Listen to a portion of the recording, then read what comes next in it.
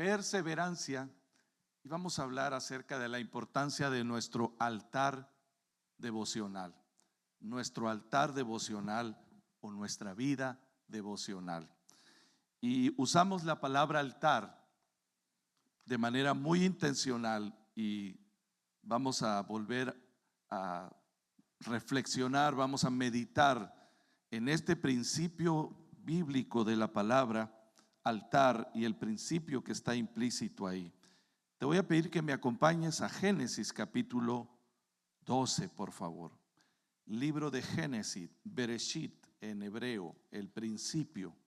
Génesis significa el principio, el inicio. Y vamos a leer el versículo 7. Génesis 12, 7. ¿Estamos listos? Wow, qué entusiasmo se siente acá, ¿verdad? ¿Estamos listos? Excelente. Dice la palabra del Señor: y apareció Jehová a Abraham y le dijo: a tu descendencia daré esta tierra. Y edificó allí un altar a Jehová, Abraham, quien le había aparecido. Edificó un altar ahí a Jehová, quien le había aparecido. Señor, gracias por tu palabra. Padre, estamos conmovidos por la misericordia y la gracia con la que nos has sostenido hasta ahora. Señor, sabemos que a cada uno de tus hijas e hijos, aquellos que estamos enfrentando cualquier situación, necesidad, tu mano está extendida, Señor, sosteniéndoles, Señor, dándoles gracia oportuna en el momento que más lo necesitamos. Estamos iniciando este año con expectativas, Padre, creyendo y sabiendo con todo nuestro corazón, creemos que tú estás de nuestro lado, por nosotros y para nosotros. Queremos pedirte, Señor, que el Espíritu Santo de Dios que enviaste este día pueda darnos esta palabra viva, la haga viva en nuestro corazón, que esta verdad eterna de tu palabra la vivifique tu Espíritu Santo en cada uno de nosotros. Padre, sentados a tu mesa, comemos este pan del cielo, este pan de vida eterna que es tu palabra, en el nombre de Jesús. Amén y amén. Nuestro altar devocional. Esta serie de perseverancia que culminará el siguiente domingo habla de la importancia de esos procesos, de no descuidar lo más importante. Una cosa que yo he observado por muchos años y creo que muchos de ustedes también, es que nosotros como iglesia disfrutamos mucho nuestras actividades y eventos, cumbre, especiales. Toda mi vida he estado en la iglesia y toda mi vida he visto y he disfrutado cómo vamos de un evento en otro, actividades especiales, y eso está muy bien, pero a veces perdemos la conexión entre una cosa y otra, y a veces quizás ocupados por tantas actividades y tantos eventos que disfrutamos, de pronto perdemos el enfoque en procesos diarios, constantes, donde la clave es perseverar. Y perseverar en la palabra, perseverar en la oración, perseverar en la comunión, en el compañerismo. Perseverar es la clave. Y hoy vamos a hablar una vez más de la importancia de nuestro tiempo personal devocional. ¿Por qué es importante separar, consagrar un tiempo y quizás también un lugar específico para encontrarnos con Dios cada día, de preferencia en la mañana o en la hora que más sea apropiada? Pero es algo por lo que tenemos que luchar. algo que tenemos que poner como prioridad en todas nuestras actividades y nuestras ocupaciones. No es posible, escuche querido amigo, hermano, no es posible mantener una vida espiritual sana.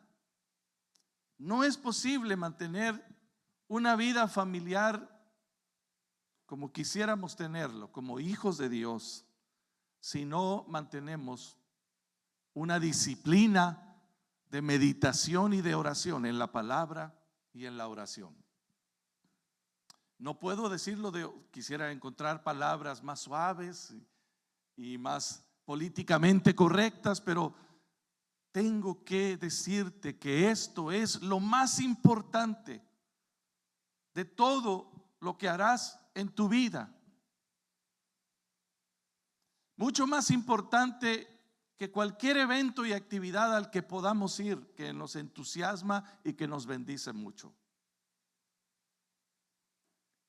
Y el altar es un símbolo de un encuentro con Dios. Mire, piense en Abraham. Antes, no muevan la anterior, vamos a quedarnos un poquito ahí. Piense en este personaje, Abraham. Dice la Biblia que él vivía en una ciudad que se llamaba Ur de los Caldeos, allá en la Baja Mesopotamia, muy cerca del Golfo Pérsico. Estaba Ur, una ciudad milenaria. Ya no existe hoy. Lo que hay solamente los arqueólogos han excavado y han logrado recuperar un gran sigurat, una especie de pirámide increíblemente enorme que está allí, hecha de ladrillo cocido. Y esta es un testimonio de la ciudad donde vivió Abraham. Abraham era caldeo, era de allá, de aquellas antiquísimas civilizaciones. Estamos hablando de casi 2000 años antes de Cristo. Vivió este personaje en aquellos lugares, y cuando oyó la voz de Dios y el Señor le dijo: sal de este lugar a la tierra que yo te mostraré, no había un rumbo fijo. Él oyó la voz de Dios. Vivía rodeado de una civilización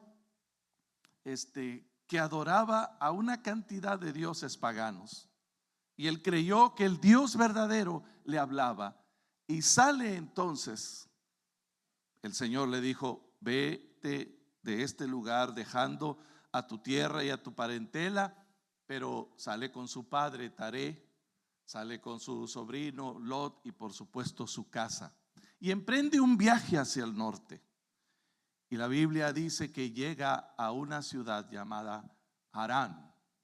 Hoy existe ese lugar en lo que hoy es Turquía, muy cercano a la frontera con Siria, y la ciudad de Harán, muy similar.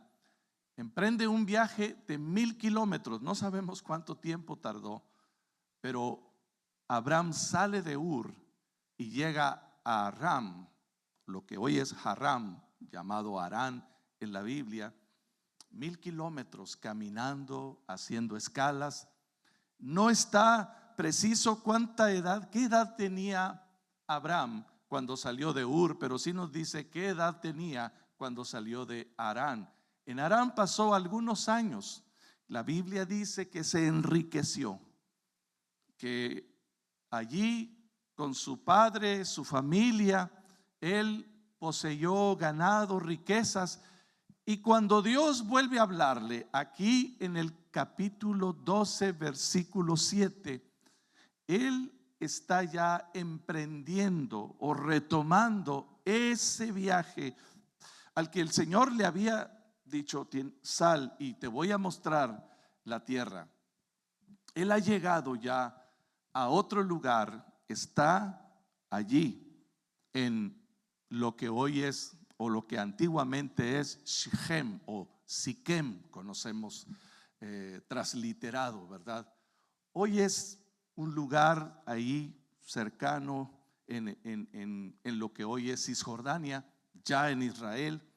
Ese lugar donde Dios le habló aquí en el versículo 7, hoy está sentada la moderna ciudad de Nablus, una aldea árabe en el estado de Israel. En esas inmediaciones, ya en la tierra de la promesa, Dios le habla. Ya había caminado o había viajado otros 700 kilómetros desde Harán a Siquem. Imagina un viaje de 1700 kilómetros, una travesía desde el lugar de su tierra, su parentela. Él escuchó a Dios y obedeció. Quiero que pongamos esto por ahí, márcalo en tu mente, porque este personaje que adora, que levanta un altar, ha venido en una travesía de obediencia y de fe, y de obediencia por muchos años y por 1700 kilómetros desde su lugar de origen de Ur, y está aquí en el lugar donde Dios le ha mostrado. El Señor no le dio un mapa, no le dio una hoja de ruta diciéndole: aquí desde Ur vas a salir y vas a pasar estos lugares, vas a ir en este tiempo. Él le dijo: a la tierra que yo te mostraré. Piensa por favor cómo Dios actúa, trabaja con nosotros y nos muestra su plan. Si estamos dispuestos a obedecer, a creer, iniciamos una jornada de fe. No a ciegas. No es lo mismo caminar por fe que caminar a ciegas. La Biblia dice que no andamos por vista, es decir, no nos dejamos guiar por estos ojos físicos solamente. Pero la fe requiere discernimiento, pero sobre todo requiere obediencia, requiere avanzar en obediencia. Así que aquí está Abraham de más de 75 años, porque cuando sale de Aram tenía 75 años. Abraham vivió 175 años, así que cuando salió de Aram era un adolescente de 75 años, un chavalón. ¿Dicen amén algunos, mis hermanos? Era un jovenazo de apenas 75 años y le quedaban 100 años para cumplir el propósito de Dios. Claro, ahora no vivimos 175 años, pero sí podemos vivir 100 años, 80, 90, hasta cumplir el propósito y la voluntad de Dios. El Señor le dijo: a la tierra que yo te mostraré. Y dice el versículo 7, me encantaría detenerme más en esta fascinante historia, pero quiero enfocarme en esta cuestión de la adoración de Abraham. Dice el versículo 7 que el Señor le apareció estando ya en la tierra de la promesa, en Shechem o Siquem, lo que ahora es conocido por el moderno Estado de Israel como los territorios de Judea y Samaria, específicamente en la tierra de Samaria. Y ahí está, y le dice el Señor una vez más, le recuerda la promesa que ya habíamos escuchado en los primeros versículos. El versículo 1 del capítulo 12: pero Jehová había dicho a Abraham: vete de tu tierra y de tu parentela y de la casa de tu padre a la tierra que yo te mostraré, y haré de ti una nación grande, y te bendeciré y engrandeceré tu nombre, y serás bendición. Y el Señor entonces, después de una jornada de muchos kilómetros y varios años, otra vez en el versículo 7 les dice: a ti, a tu descendencia daré esta tierra. Pero no tenía hijos. A tu descendencia daré esta tierra. Sara, su mujer, era 10 años menor que él. Era una jovenzuela de casi 70 años cuando Dios habló esta promesa. ¿Dicen amén algunas jovenzuelas aquí? Amén. Y edificó ahí un altar al Señor, Abraham, quien le había aparecido.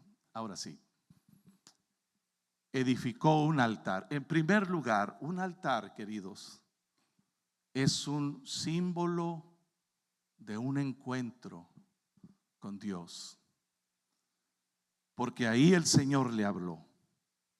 Yo quiero depositar en tu corazón esta palabra, esta reflexión de la importancia de hacer un altar para Dios en nuestro corazón, en nuestro hogar y en cada uno de los roles de la vida.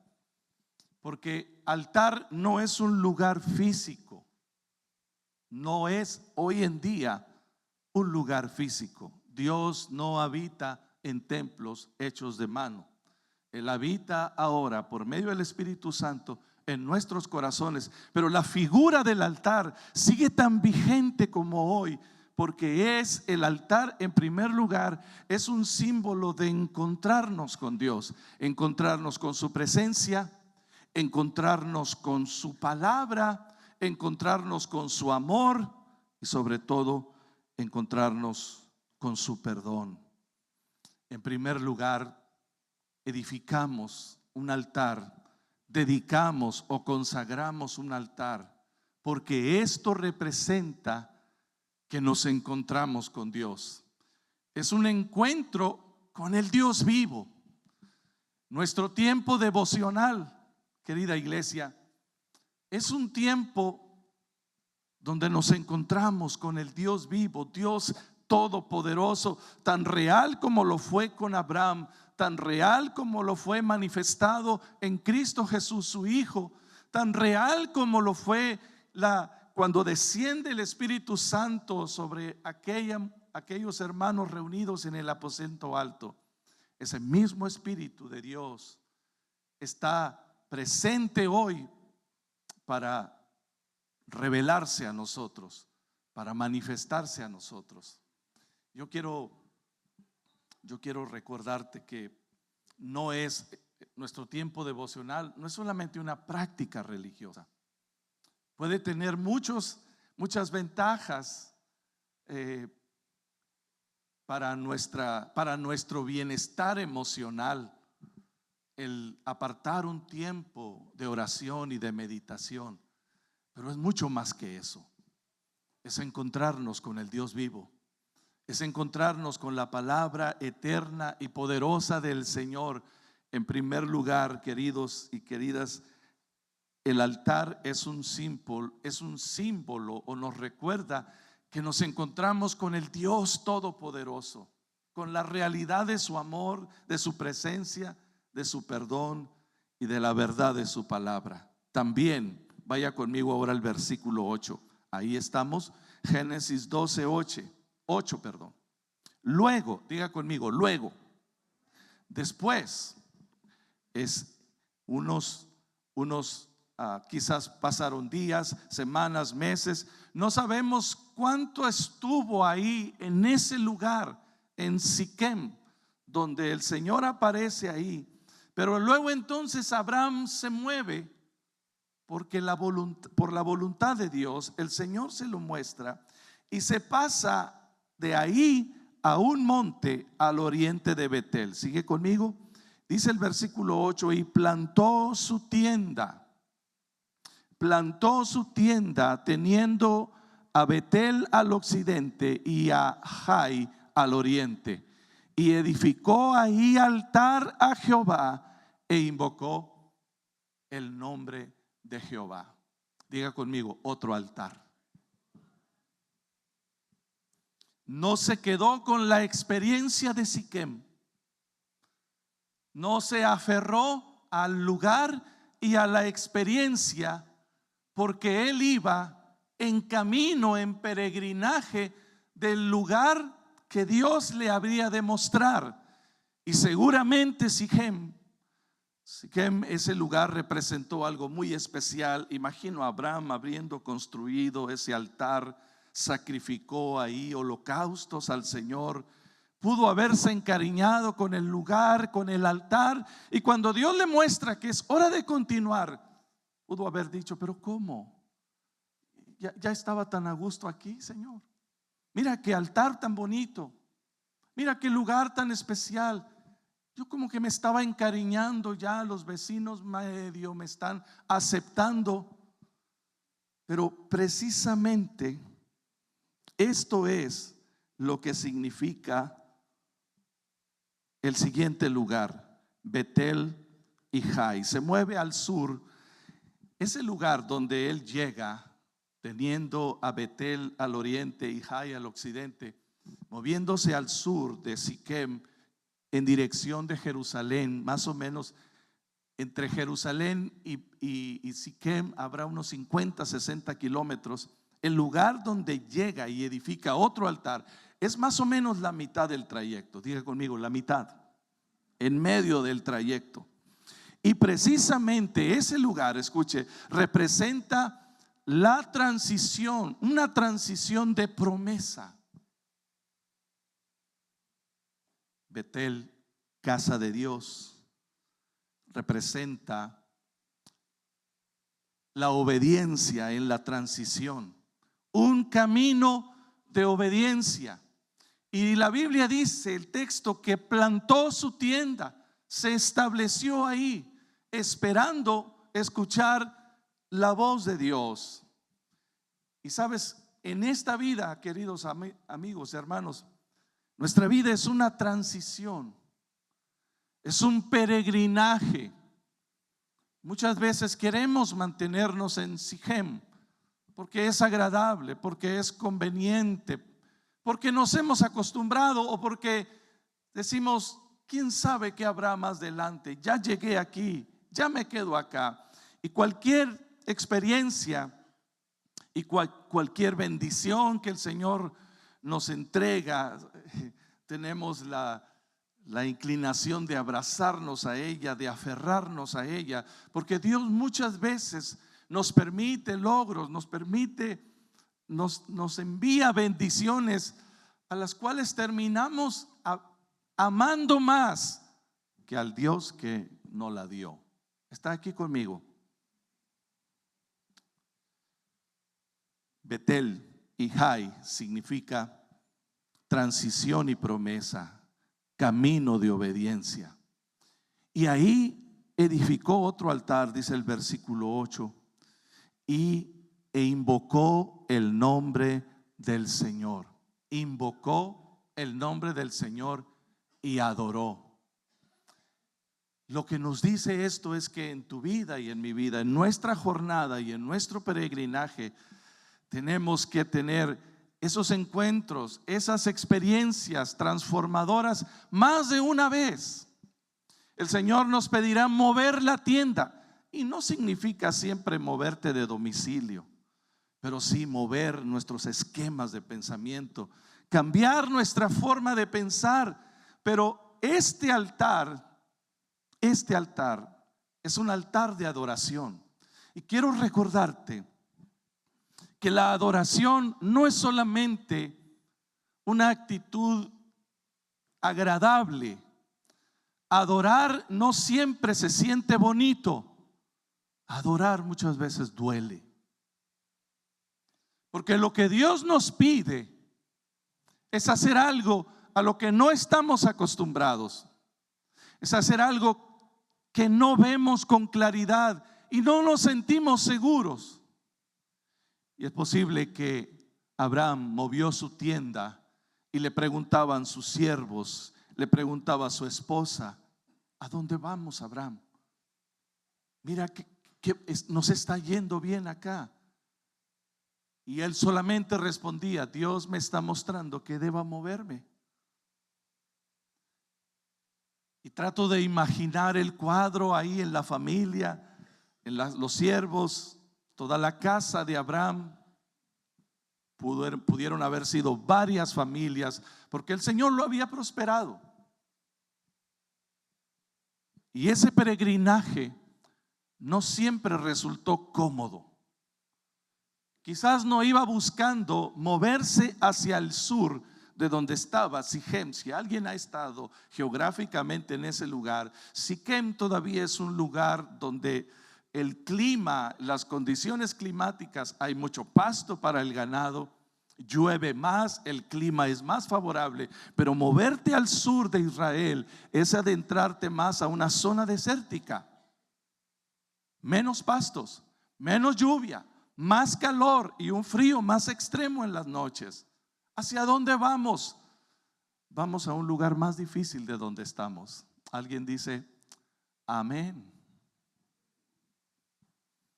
Obediencia no siempre es moverte a un lugar agradable. Siempre me ha llamado la atención cómo a veces nosotros reaccionamos cuando algo nos gusta. Decimos, yo creo que es la voluntad de Dios, porque nos gusta. Pero cuando no nos gusta, decimos, siento que Dios no está aquí en el asunto. No será el diablo poniéndome una trampa. Pero amados, a veces hay altares que hay que edificar de obediente, adoración, que no necesariamente se siente bonito. Es hermoso congregarnos, reunirnos, adorar. Es hermoso el tiempo que adoramos. Yo quisiera que no terminara. Gracias a Dios por nuestro hermoso ministerio de adoración, que nos llevan a la presencia del Señor, nos inspiran, y es maravilloso hacerlo todos juntos. Pero no siempre un acto de adoración, un altar de adoración, no siempre va a ser agradable, porque la adoración está anclada en la obediencia. Está anclada en la obediencia. Cadenas se rompen dentro de nosotros cuando adoramos en obediencia. Fuerzas celestiales operan a nuestro favor cuando adoramos en obediencia. Aleluya. Inspiramos a otros a seguir este camino cuando adoramos en obediencia. Hay un canto que canta Dani Berrios, para aquellos que somos del Antiguo Testamento, y tiene muchas décadas cantándolo. Se popularizó recientemente, unas 2 décadas atrás. Pero este canto dice: Dios va al frente abriendo caminos, quebrando cadenas, sacando espinas. Manda a sus ángeles contigo a luchar. Él abre puertas que nadie puede cerrar. Él trabaja para los que confían. Camina contigo de noche y de día. Levanta tus manos, la victoria llegó. Comienza a cantar y alaba a Dios. Hay alguien que levante sus manos y alabe al Señor. Sobre todo cuando sientes que las cosas no van bien. Y alabar al Señor cuando hay algo que me incomoda, que me preocupa o que me duele, no es cerrar los ojos a la realidad, es abrirlos más para ver la realidad que está por encima de las circunstancias. Saber que es Dios el que está a cargo y que yo voy a obedecer, aunque duele a veces, aunque a veces duele.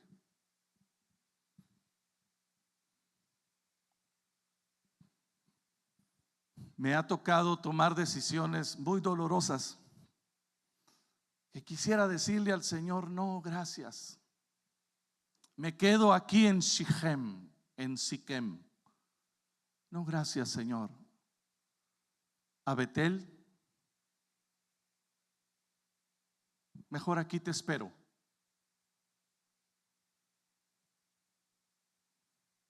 Y muchas veces he tomado la determinación de hacerlo, pero en su misericordia el Señor no nos permitió hacerlo.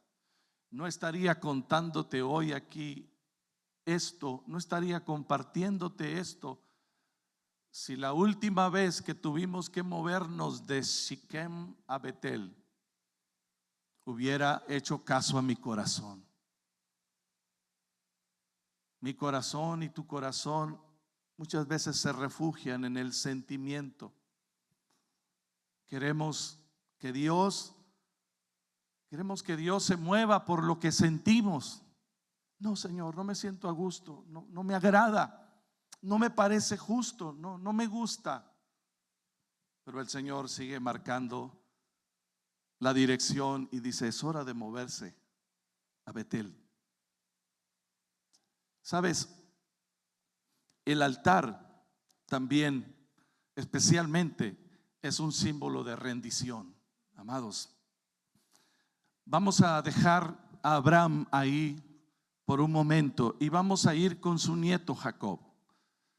Bastantes años después, vuelve a aparecer el nieto de Jacob, hijo de Isaac. En el capítulo 35 de Génesis, Jacob, después de andar peregrinando por aquí y por allá, salió huyendo de la casa de su padre Isaac y se fue otra vez a la tierra de Aram, donde lo mandó su madre: ve y refúgiate allá. De allá sale casado, con bienes, prosperado después de varios años, y se encuentra otra vez ahí en Betel. Capítulo 35 de Génesis, versículo 1. Dios dijo a Jacob: levántate y sube a Betel y quédate ahí, y haz ahí un altar al Dios que se te apareció cuando huías de tu hermano Esaú. Vea, Jacob viene huyendo de su hermano, viene temeroso. Él sabe que su hermano Esaú tiene el derecho para matarlo y las ganas también por lo que hizo.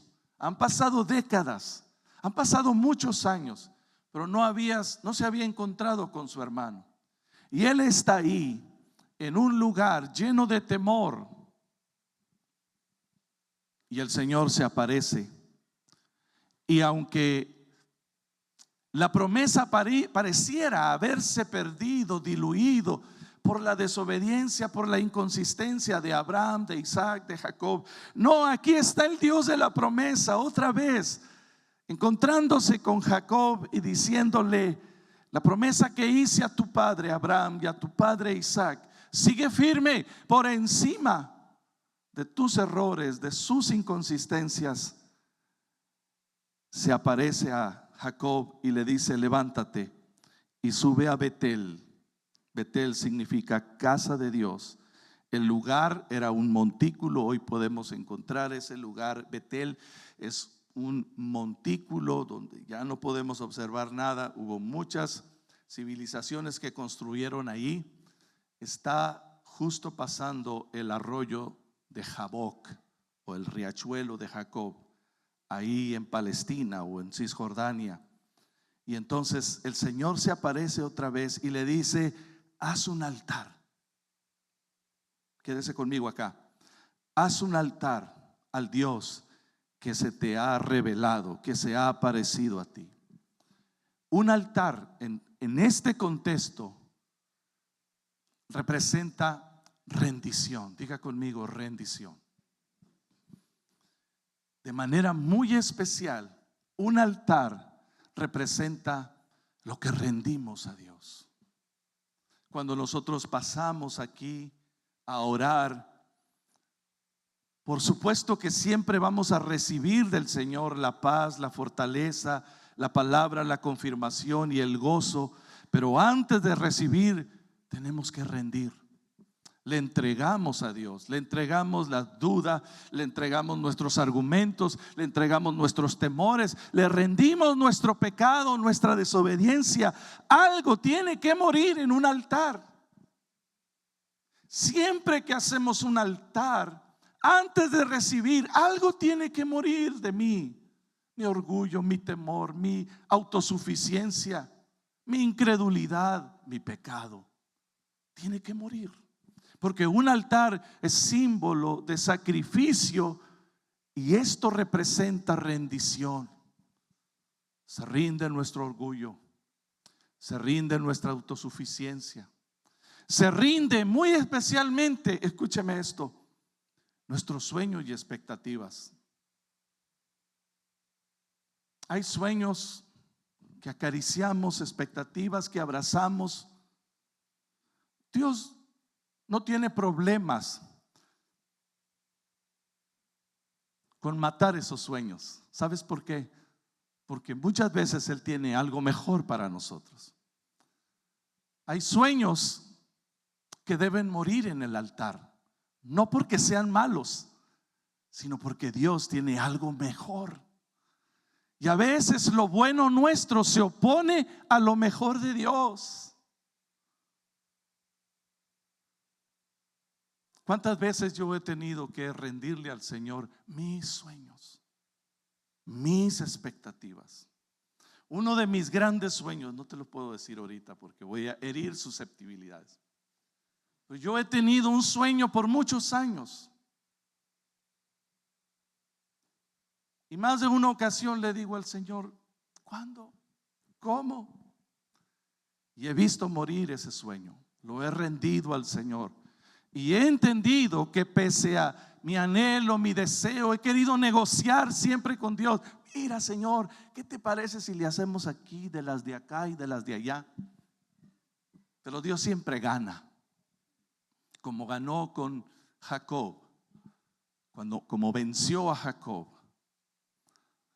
Porque un altar representa rendición. Y amados, encontrarnos con el Señor cada día es ir resueltos a que Dios nos venza,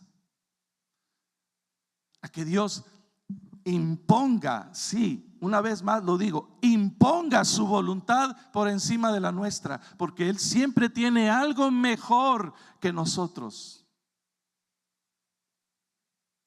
Gracias por un amén.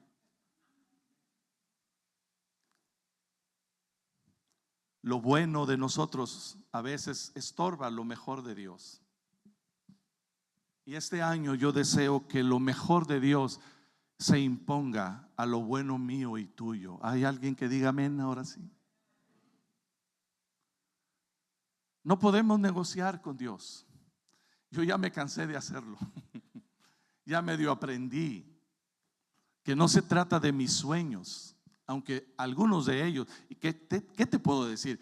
Creo que todos ellos son buenos, pero Dios siempre tiene algo mejor. Como dice el meme moderno por ahí, dice: ¿quieres hacer reír a Dios? Cuéntale tus planes. ¿Quieres hacer reír a Dios? Cuéntale tus sueños. Y más que un genio de la lámpara que se aparece para cumplir tus sueños o mis sueños, Dios dice: quiero que conozcas mis planes para ti. Sí, queridos, un altar es un símbolo de rendición, rendición total, rendición completa. Y qué oración tan poderosa y tan inteligente es cuando cada mañana abrimos su palabra, nos humillamos al Señor, doblamos rodillas y le pedimos: Espíritu Santo, revélame la voluntad perfecta de Dios. Señor, quiero conocer, obedecer y amar tu voluntad antes que la mía. Qué oración tan inteligente y tan poderosa. Cada día rendir al Señor nuestra vida y nuestros planes. Quiero decirte que de vez en cuando voy a usar una expresión que usaba mi mamá y mi abuela, se remueve el gusano y quiere salir otra vez mis sueños. Y como que le digo: ¿qué, Señor? ¿Podemos hablar todavía de esto o no estás listo para esta conversación? Y la respuesta del Señor es silencio. Y le digo: está bien, es tu voluntad y no la mía. Y deseo no solo obedecerla, no solo conocerla, sino también obedecerla. Pero no solo conocer y obedecer. Señor, quiero amar tu voluntad, quiero amarla y quiero deleitarme en tu voluntad. Un altar, amados, es un símbolo de pacto y compromiso. Vayamos adelante ahora. Génesis 35, ahora el versículo 2 y 3. Seguimos con Jacob. Entonces Jacob dijo a su familia y a todos los que están con él: quitad los dioses ajenos que hay entre vosotros y limpiaos y cambien vuestros vestidos y levantémonos y subamos a Betel. Y haré ahí altar al Dios que me respondió en el día de mi angustia y ha estado conmigo en el camino que he andado. Jacob había sido vencido por Dios, pero ahora se dirige a su familia, se dirige a aquellas personas que están con él, pero no han tenido la experiencia viva y transformadora con Él. Tanto Raquel como Lea llevaban por ahí ídolos pequeños que se habían traído de la casa de su padre Labán y los guardaban muy bien escondidos. Y es por eso que le dice Jacob: quiten los dioses ajenos. Otras versiones dice falsos, los dioses falsos que hay entre vosotros, y límpiense, cambien sus vestidos. Levantémonos y subamos a Betel, porque ahí voy a edificar otro altar. Diga conmigo, otro altar. Ahora este altar es un altar de pacto, de compromiso. Sí, pacto significa compromiso. Comprometerme con el Señor. Y qué bien haremos en edificar este altar también. No solo un altar de encuentro. Ay, qué lindo sentí esta mañana en mi devocional. Qué lindo sentí. Sabes, quiero decirte que muchas veces yo termino un tiempo devocional sintiéndome apaleado. Mi mamá decía aporreado, vencido por Dios. Hay un gozo en mi alma, en mi corazón, pero también una sensación de derrota por dentro. ¿Cómo te explico? Que sabes que no se trata de tus sueños, de tus anhelos. Es un duelo por aquello que tú acariciabas, pero sabes que no podrá ser porque Dios tiene algo mejor, y que le has dicho: sí, Señor, está bien, pero la carne todavía se resiste y lo resiente. Luego está el altar de adoración, que representa obediencia, representa fe, caminar en fe. Pero aquí está el altar, de pacto y compromiso, que significa poner a Dios como centro y prioridad de todo. Renunciar a los ídolos de nuestro corazón. Y a veces esos ídolos de nuestro corazón tienen formas muy bonitas, ¿sabes?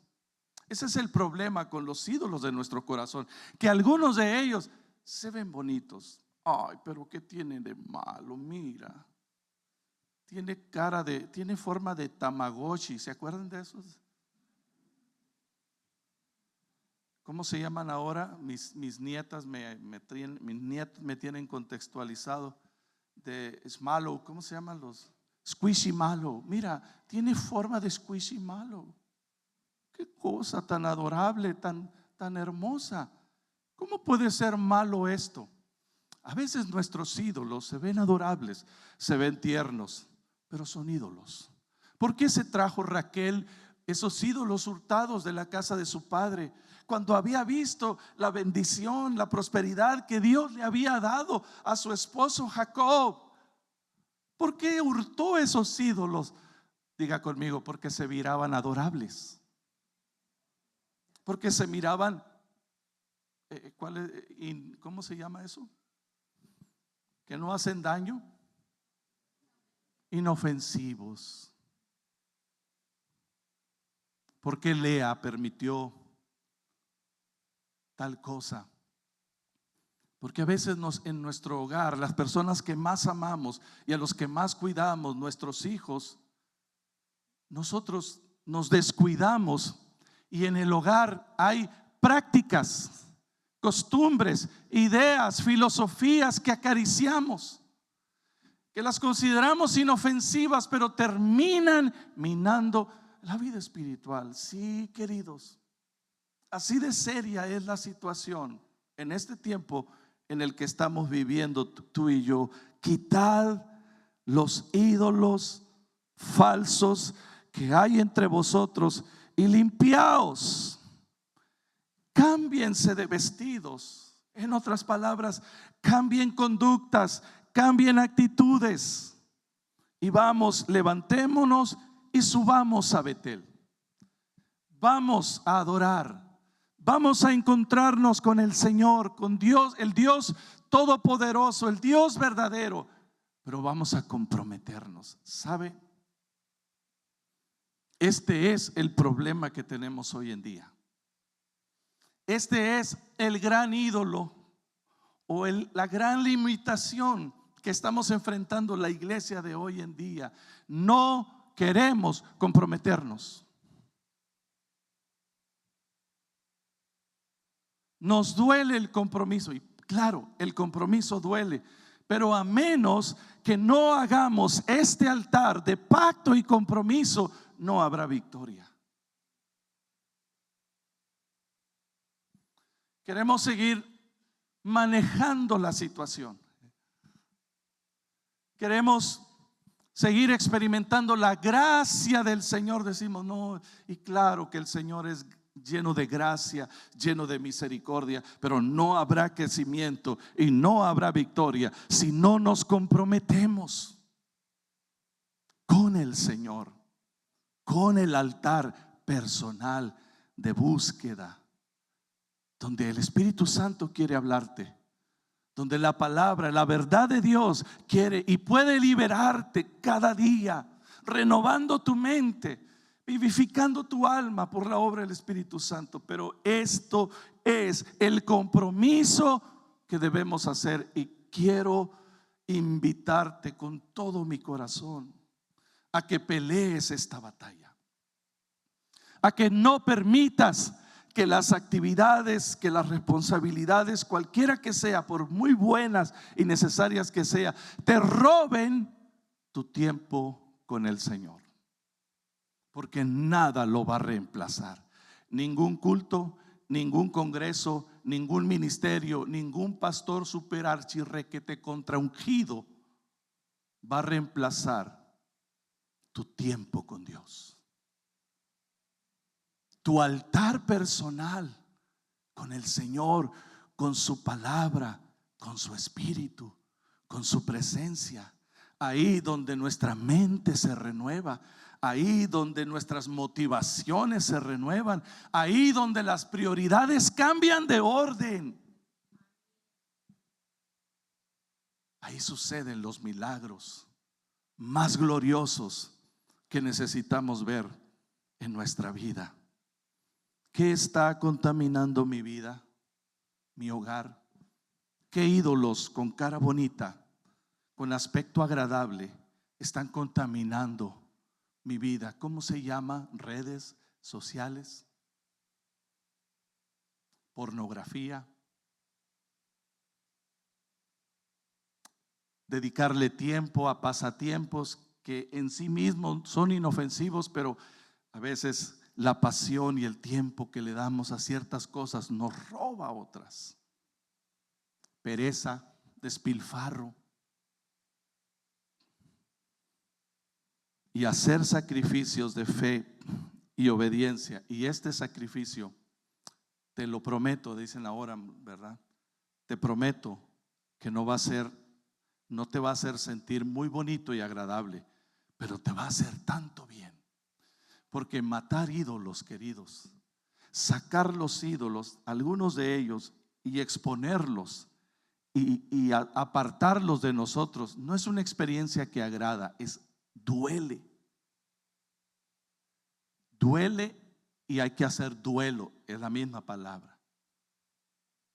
Nadie que esté deshaciéndose de hilos va a andar por la vida al siguiente día, qué lindo, qué suave, qué rico se siente. No, habrá duelo, porque estás haciendo un vacío que dejaron esos ídolos, mientras lo llena, ese vacío lo llena el poder de Dios, la palabra de Dios, la verdad de Dios, la paz de Dios.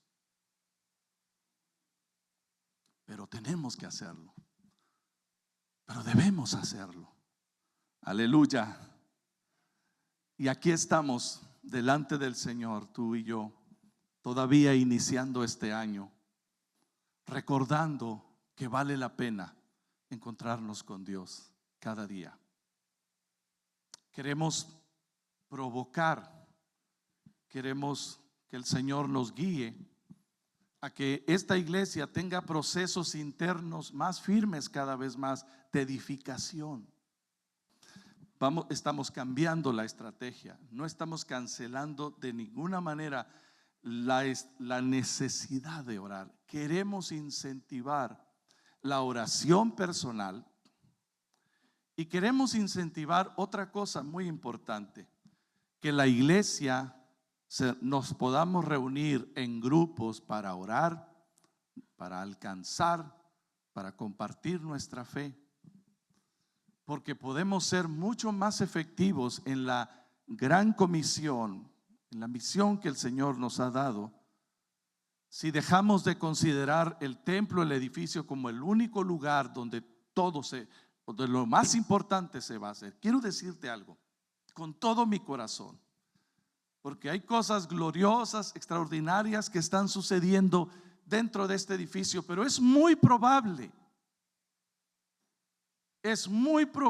que lo más glorioso y lo más fructífero que Dios vaya a hacer en tu vida va a suceder fuera de estas paredes. Pero mientras nos reunimos aquí, los días de reunión, las actividades que nos vamos a reunir aquí, persistiremos en animarte, en instruirte, en recordarte, en exhortarte también a buscar del Señor y buscar su voluntad.